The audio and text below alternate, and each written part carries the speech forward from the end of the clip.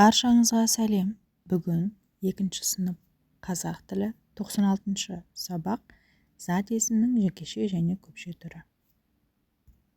Егер видео ұнаса, соңына дейін қарап, лайк басып, комментарий жазып, және де достарымен бөлісуді ұмытпаймыз.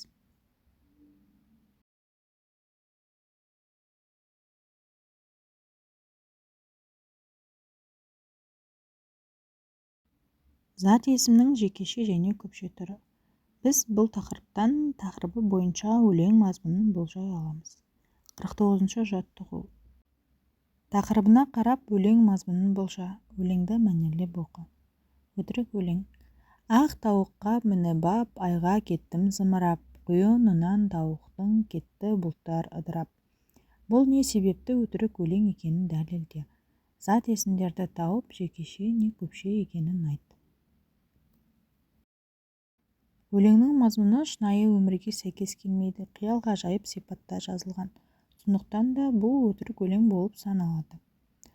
Ал өлеңнің ішіндегі жекеше және көпше түрдегі зат есімдерді табайық. Тауық бұл жекеше, құйын жекеше, бұлттар көпше, ай жекеше.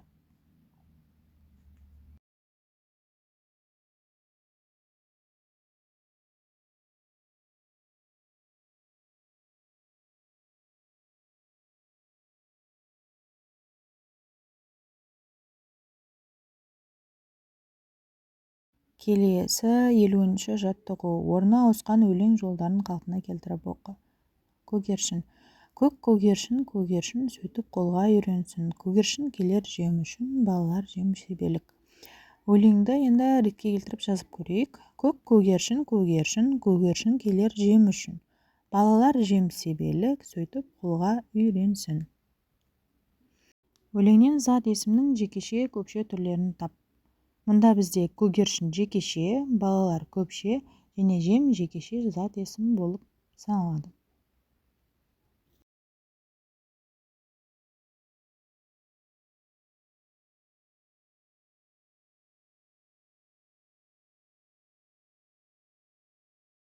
Келесі 51-ші жаттығу. Тірек сөздерді пайдаланып, көгершін бейбітшілік құсы тақырыбына мәтін құрастырып жаз.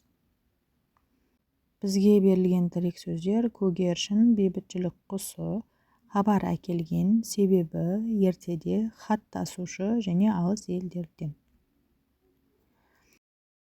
Енді көгершін, бейбітшілік құсы тақырыбына мәтін құрастырып көрейік. Ертеде адамдар көгершінді хат тасушы ретінде пайдаланған. Олар алыс елдерден хабар әкелген.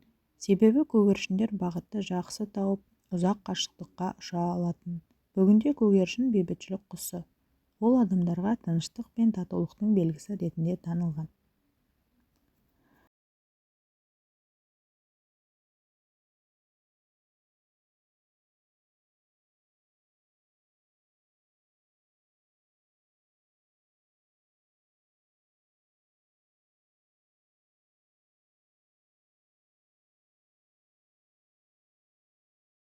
Келесі 52-ші жаттығу. Жаңылтпашты жатқа жаз. Торта қойдым, орта қойдым, орта қойдым, жорта қойдым.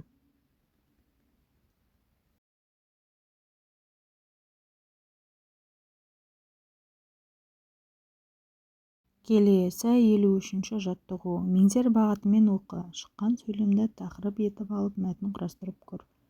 Бұл меңзердің бағытымен оқысақ, құстар біздің досымыз деген сөйлем шығады.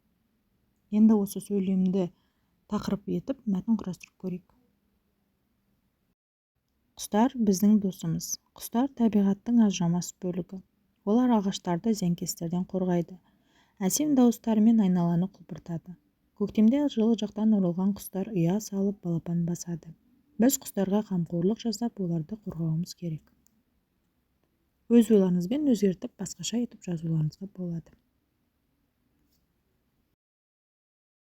Осымен бүгінгі сабақ аяқталды. Егер де видео ұнаса, соңына дейін қарап, лайк басып, комментарий жазып, және де достарыңызбен бөлісуді ұмытпаймыз.